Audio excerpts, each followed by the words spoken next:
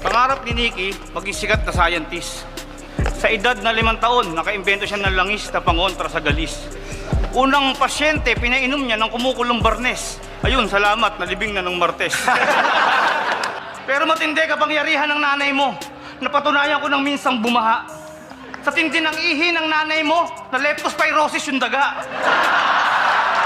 Kaya hindi ka taka-taka kung anong kamandag meron ka.